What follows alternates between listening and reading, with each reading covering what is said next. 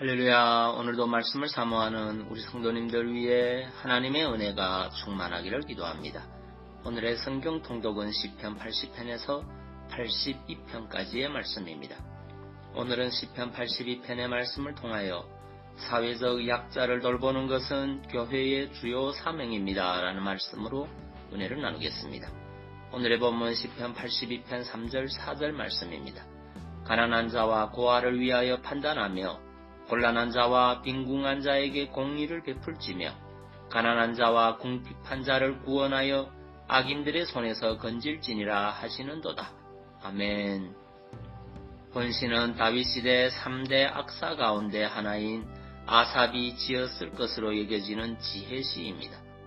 이러한 본시에서 시인은 불의한 재판관들에 대한 고발과 이들에게 임할 절대 재판관이신 하나님의 엄정한 심판 경고를 통하여 사회 정의 구현을 염원하고 있습니다.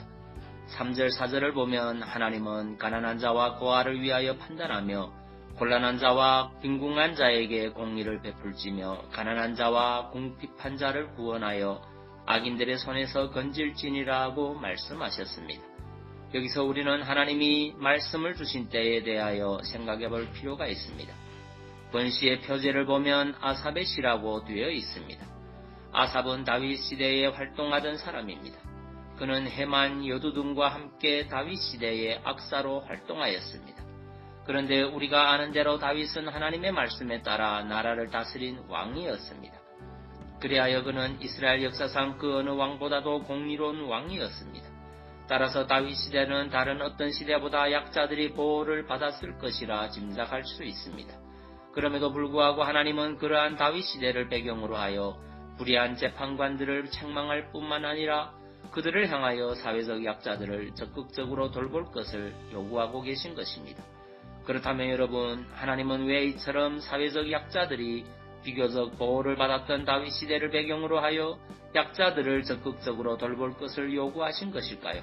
이는 사회적 약자는 어느 시대에나 존재할 수 있음을 알림과 동시에 선민 공동체는 반드시 사회적 약자들을 돌보아야 하는 사명이 있음을 강조하시기 위함입니다.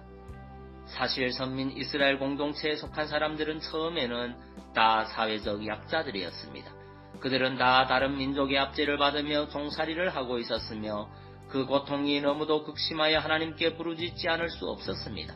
그런데 하나님은 그 능력으로 그들을 애굽의 종살이에서 해방시키고 당신의 백성으로 삼아주시는 것은 물론 가나안 땅을 기업으로 주시고 이른 비와 늦은 비에 은총을 베풀어 그들로 복된 삶을 살게 하셨습니다. 그런데 인간이 사는 사회는 아무리 선민 공동체라 해도 강자와 약자가 존재하기 마련입니다. 그것은 사회의 구조적 모순, 인간 각자 능력의 차이 등의 이유 때문입니다. 하나님은 선민 공동체에도 강자와 약자가 존재하게 될 것이라는 것을 아셨습니다. 그래서 하나님은 이스라엘 백성들에게 가나안 땅을 기업으로 주시면서 그들 가운데 있는 약자를 외면하지 말고 돌보실 것을 요구하셨습니다. 말하자면 하나님은 사회적 약자를 돌보는 것을 선민 공동체의 한 사명으로 주신 것입니다.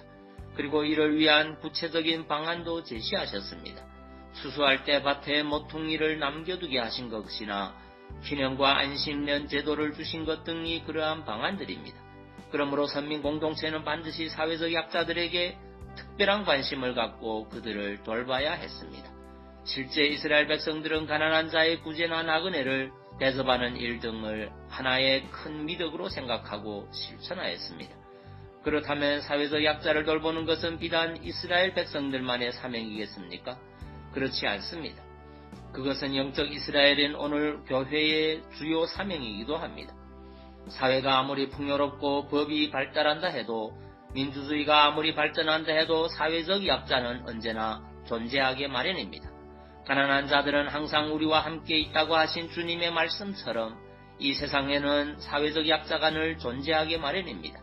그리고 아무리 만민평등을 부르짖어도 이 땅에는 항상 불평등과 불공평이 존재하며 그 피해자는 거의 대부분이 사회적 약자들입니다. 그러므로 교회는 우리 주변에 있는 사회적 약자들을 돌보는 일에 힘쓰지 않으면 안 됩니다. 그것은 교회의 가장 중요한 임무의 하나입니다. 오늘날 기독교는 지나치게 개인 구원을 강조하다 보니 사회적 구원, 곧 사회적 약자들을 돌보고 구원하는 일에 소홀한 것이 사실입니다. 이제 우리는 이러한 태도에서 벗어나야 합니다. 주님은 종말론적 심판에서의 구원의 기준으로 소자 곧 약자에 대한 태도를 제시하셨습니다. 즉 소자를 돌보았느냐 여부로 당신께 대한 믿음 유무를 판단하고 영생과 영벌을 결정하실 것임을 말씀하신 것입니다.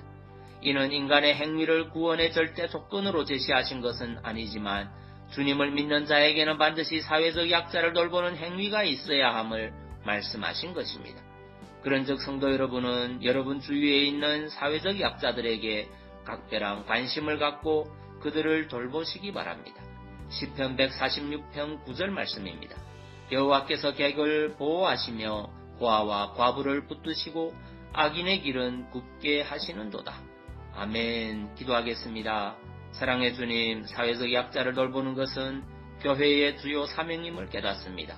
자기만 잘 되면 된다는 개인주의적 사회에서 교회는 세상을 쫓아가는 존재가 아니라 주님의 명령을 쫓아야 함을 고백합니다. 주위에 있는 약자들이 보이게 하시고 그들을 돌볼 수 있는 행실이 있는 믿음의 성도되게 인도하여 주옵소서. 그리고 질병으로 고통하는 주의 자녀들을 주의 능력으로 치유하여 주옵소서.